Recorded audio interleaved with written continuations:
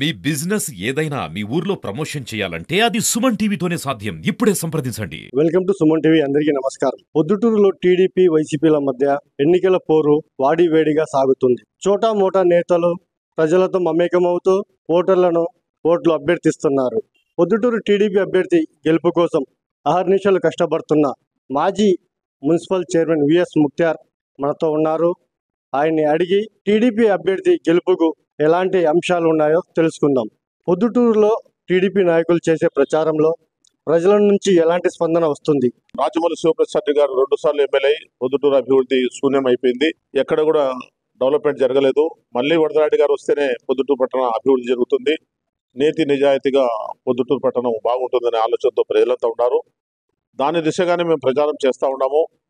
పొద్దుటూరును అభివృద్ధి పదంలో నడపాలంటే వరదరాయుడు కావాలా, రాష్ట్రంలో తెలుగుదేశం పార్టీ అధికారంలోకి రావాలా, రాష్ట్రంలో చంద్రబాబు నాయుడు గారు ముఖ్యమంత్రి కావాలనే ఆలోచన ప్రజలకంతా ఉంది. మళ్ళీ రాష్ట్రంలో తెలుగుదేశం పార్టీ రావాలా, పొద్దుటూరులో వరదరాయుడు గారి గెలవాలా అని ప్రజాభిప్రాయం ఉంది. కాబట్టి బాగా మంచి స్పందన ఉంది. మేము వాటిలో ప్రజలకు పోయినప్పుడు తప్పకుండా సైకిల్ ఓటేస్తామని చెప్పడం జరుగుతూ ఉంది.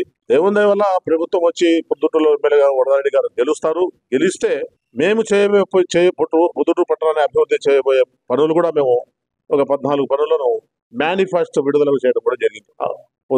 పొద్దుటూరు అభివృద్ధి కోసం ఆ మేనిఫెస్టోలో పొద్దుటూరు పట్టణం నుంచి మనకు రింగు రోడ్లోకి పోయేదానికి మోడంపల్లి నుంచి ఒక అటాచ్మెంట్, ఒక లింకు, ఇట్లా గాంధీ రోడ్ నుంచి డిఎస్పీ ఆఫీస్ మీద ఒక లింకు, దొరసాన్పల్లి త్రూ రైల్వే స్టేషన్ కాడికి ఒక లింకు, ఈ 3 రోడ్లు రింగు రోడ్లోకి లింకులు కలిపితే పొద్దుటూరు అభివృద్ధిలో కానీ ట్రాఫిక్ సమస్య కానీ లేకుండా పోతుంది.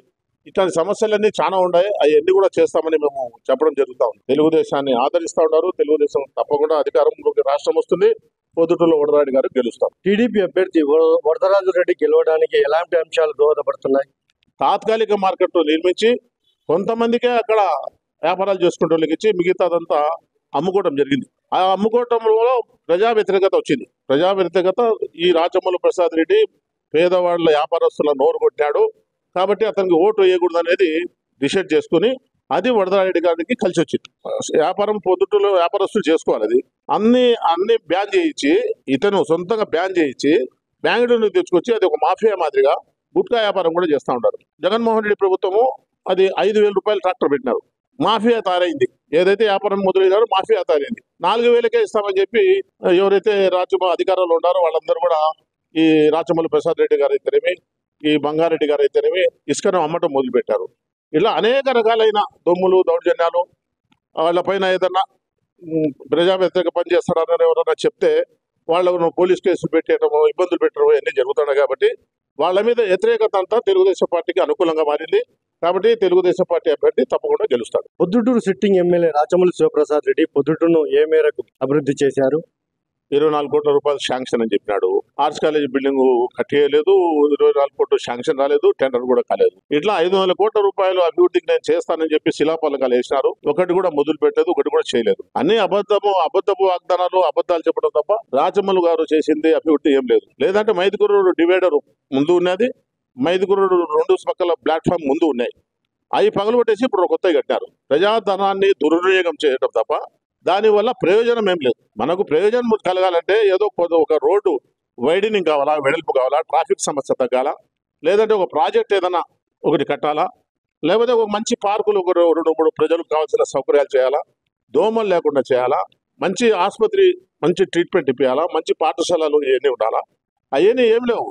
నాడు నేడు అంటాడు, అదంటాడు, ఇది అంటాడు, రంగులు వేస్తారు, డబ్బులు కొట్టేస్తారు. కాంట్రాక్టర్ల మేలు కోసము, వాళ్ళ వర్గీయుల మేలు కోసం తప్ప ప్రజలకు వచ్చింది ఏం లేదు. పిసిసి అధ్యక్షురాలు షర్మిల వైసీపీపై విమర్శలు చేస్తున్నారు.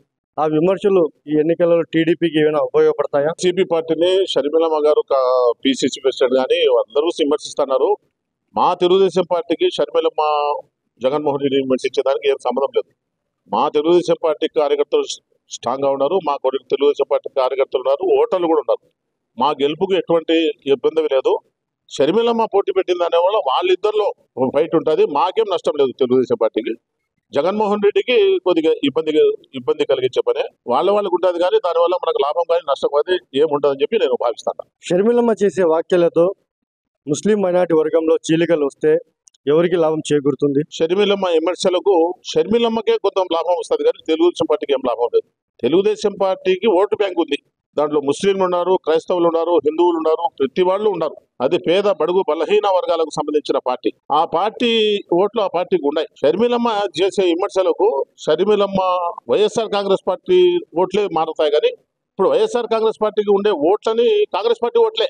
కాంగ్రెస్ పార్టీ ఇక్కడ లేకుండా పోయింది కాబట్టి వైఎస్ఆర్ పార్టీ బలపడింది.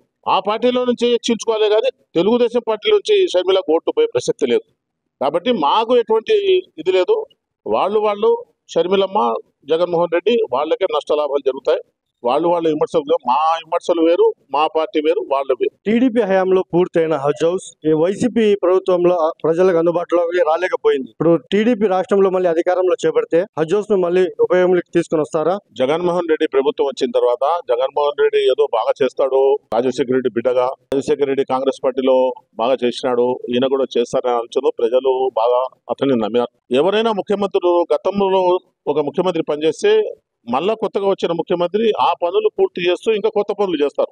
ఇప్పుడు ఈ ముఖ్యమంత్రి ఎట్టున్నాడంటే గతంలో ఎవరైతే ముఖ్యమంత్రులు పనిచేస్తారో అవన్నీ కూలగొట్టడమో, ప్రజాధనంతో చంద్రబాబు నాయుడు 30 కోట్లు ఖర్చు పెట్టి 12 ఎకరాల హొఫు ల్యాండ్ లో ముస్లిం హజ్ యాత్రకు సౌకర్యకరంగా ఉండాల రాయలసీమలోని చేస్తే 5-10 కోట్ల రూపాయలు, ఒక 2 కోట్లు 3 కోట్లు ఖర్చు పెట్టి దాన్ని ప్రారంభించాల్సిన పరిస్థితిలో జగన్మోహన్ రెడ్డి కిరాతకము చంద్రబాబు నాయుడుకు పేరు వస్తుంది. చంద్రబాబు నాయుడు కట్టింది అది ఎన్ని కోట్లన్నా కానీ నిలబెట్టేయాలని కూలగొట్టడం తప్ప ఆయన చేసింది ఏం లేదు. చంద్రబాబు నాయుడిని, వరదరాజు రెడ్డి గారిని గెలిపించి, భూపేశ్ రెడ్డి గారిని గెలిపించి మనమంతా బాగుండాలని చెప్పి నేను కోరుకుంటాను. సుమన్ టీవీ వేదికగా ప్రజలకు మీరేం చెప్పాలనుకుంటే ఒక మాటలో ఏం చెప్తారు? సుమన్ టీవీ లాంటి ఛానళ్ళు ఇప్పుడు మనకు వచ్చిన దానివల్ల ప్రజలకు సమాచారం ఎప్పటికప్పుడు తెలుస్తూ ఉంది. నష్టాలు, లాభాలు, మంచి చెడు అన్ని ప్రజల్లోకి పోతున్నాయంటే, ప్రజలు తెలుసుకుంటున్నారంటే, ప్రజల్లో ఒక చైతన్యం అవుతా ఉందంటే సుమన్ టీవీ ద్వారానే అది సాధ్యమవుతా ఉంది. కాబట్టి సుమన్ టీవీని అందరూ కూడా ఆదరించాలా, సుమన్ ఛానల్ను అందరూ కూడా చూడాలా. దాంట్లో వచ్చే నిజాలన్నీ మనం ప్రజలకు తెలిపేదానికి, మనం తెలుసుకునేదానికి బాగుంటుందని సుమన్ టీవీ వాళ్లకు ధన్యవాదాలు తెలియజేసుకుంటున్నాను. పొద్దుటూరులో టీడీపీ విజయం తప్పకుండా గెలుస్తామని విఎస్ ముఖ్తార్ గారు ధీమా వ్యక్తం చేస్తున్నారు. కెమెరామ్యాన్ జయంతో గౌడ్తో భాష, సుమన్ టీవీ, ప్రొద్దుటూరు.